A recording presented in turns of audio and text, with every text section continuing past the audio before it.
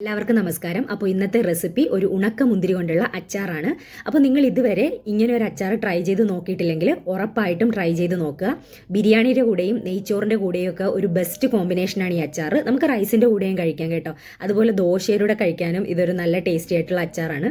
അപ്പോൾ ഈ അച്ചാർ ഒന്ന് ട്രൈ ചെയ്ത് നോക്കിയതിന് ശേഷം നിങ്ങളുടെ അഭിപ്രായങ്ങൾ പറയാനും വീഡിയോ ഇഷ്ടമായാലും ഒന്ന് ലൈക്ക് ചെയ്യാനും മറക്കരുത് കേട്ടോ.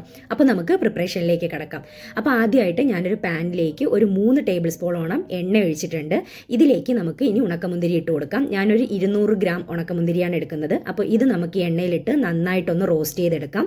എല്ലാ മുന്തിരിങ്ങയും ഇതുപോലെ ഒന്ന് ബാളായിട്ട് പൊന്തി വരുന്ന സമയത്ത് നമുക്ക് ഇത് കരിഞ്ഞു പോകുന്നതിന് മുമ്പ് എണ്ണയിൽ നിന്ന് കോരി മാറ്റി വെക്കാം.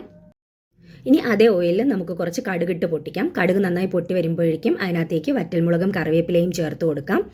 ഇത് രണ്ടും ഒന്ന് മൂത്ത് വരുന്ന സമയത്ത് നമുക്ക് ഇതിനകത്തേക്ക് ഇനി നമ്മുടെ വെളുത്തുള്ളി ചേർത്ത് കൊടുക്കണം. അപ്പോൾ ഞാൻ കുറച്ച് നീളത്തിലാണ് വെളുത്തുള്ളി അരിഞ്ഞെടുത്തിരിക്കുന്നത്. അപ്പോൾ കുറച്ച് കട്ടിക്ക് അരിഞ്ഞിട്ടുണ്ട് കേട്ടോ. അപ്പോൾ ഈ വെളുത്തുള്ളി ഒരു 1/3 കപ്പ് ഉണ്ട്, അത് ചേർത്ത് കൊടുക്കാം. അതിനുശേഷം ഒരു ടേബിൾ സ്പൂൺ ഇഞ്ചി നീളത്തിൽ അരിഞ്ഞതും അതുപോലെ ഒരു 4 പച്ചമുളക് അരിഞ്ഞതും കൂടി ഞാൻ ചേർത്ത് കൊടുക്കുന്നുണ്ട്.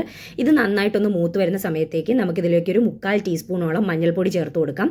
അതിനുശേഷം നമുക്ക് വേണ്ടത് മുളക് പൊടിയാണ്. അപ്പോൾ ഇവിടെ ടീസ്പൂണാണ് ഞാൻ എടുക്കുന്നത്. ഞാനൊരു 4 ടീസ്പൂൺ നിറച്ച് മുളക് പൊടി എടുത്തിട്ടുണ്ട് കേട്ടോ. ആ മുളക് പൊടി ചേർത്തിട്ടുണ്ട്. ഇത് കാശ്മീരി മുളകും എരിയുള്ള മുളകും കൂടെ മിക്സ് ചെയ്ത് പൊടിച്ചതാണ്. അതിനുശേഷം ഒരു 1/2 ടീസ്പൂൺ ഉലുവാപ്പൊടിയും ആവശ്യത്തിന് ഉപ്പും ചേർത്ത് നമുക്കിത് നന്നായിട്ടൊന്ന് റോസ്റ്റ് ചെയ്തെടുക്കണം. അപ്പോൾ പൊടിയുടെ പച്ചമണം എല്ലാം നന്നായിട്ടൊന്ന് മാറി എണ്ണയൊക്കെ ഒന്ന് തെളിഞ്ഞു വരുന്ന സമയത്ത് നമുക്കിതിനകത്തേക്ക് ഒരു 1/3 കപ്പ് വിനാഗിരി ഞാൻ ചേർത്തിട്ടുണ്ട്.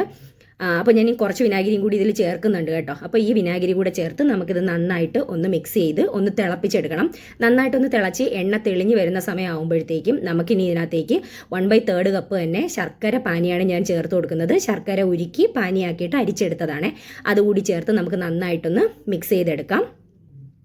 ഇനി ഇതിലേക്ക് നമുക്ക് ഫ്ലേവർ എൻഹാൻസ് ചെയ്യാൻ വേണ്ടിയിട്ട് നമ്മുടെ കായപ്പൊടി ചേർത്ത് കൊടുക്കാം. ഒരു 1/2 ടീസ്പൂണോളം കായപ്പൊടി ഞാൻ ചേർക്കുന്നുണ്ട്. കായപ്പൊടിയൊക്കെ നിങ്ങളുടെ ആ ഒരു ഫ്ലേവറിനും സ്മെല്ലിനും അനുസരിച്ച് നിങ്ങൾക്ക് കൂട്ടുകയും കുറയ്ക്കുകയും ഒക്കെ ചെയ്യാം കേട്ടോ. അപ്പോൾ അതുകൂടി ചേർത്ത് നമുക്ക് നന്നായിട്ടൊന്ന് മിക്സ് ചെയ്തതിന് ശേഷം നമ്മൾ നേരത്തെ വറുത്ത് വെച്ചിരിക്കുന്ന ഉണക്കമുന്തിരി കൂടി ഇനി ഇതിനകത്തേക്ക് ചേർത്ത് കൊടുക്കാം. നന്നായിട്ടൊന്ന് മിക്സ് ചെയ്തെടുക്കുക. ഇനി നമുക്കിതിനകത്തേക്ക് ഞാൻ കുറച്ച് വിനാഗിരി കൂടി ചേർക്കുന്നുണ്ട്. ഒരു 1/3 കപ്പോളം വിനാഗിരി കൂടി ഞാൻ ചേർക്കുന്നുണ്ട്. അപ്പോൾ വിനാഗിരിയും കൂടെ ചേർത്ത് നന്നായിട്ട് ഇത് മിക്സ് ചെയ്തെടുക്കുക. അപ്പോൾ ഇതിനി നന്നായിട്ടൊന്ന് തിളച്ച് വരണം. അപ്പോൾ ഇത് തിളച്ച് വരുംതോറും ഇത് കുറുകി വരും. അതുപോലെ തന്നെ ഇത് നമ്മൾ തണുത്ത് കഴിയുമ്പോൾ കുറച്ച് തിക്കായിട്ട് വരും. അപ്പോൾ നിങ്ങൾക്ക് ചൂടുവെള്ളമോ വിനാഗിരിയോ ചേർത്ത് കൺസിസ്റ്റൻസി കറക്റ്റ് ആക്കാം. അപ്പോൾ അടുത്ത വീഡിയോയിൽ കാണാം. Bye bye.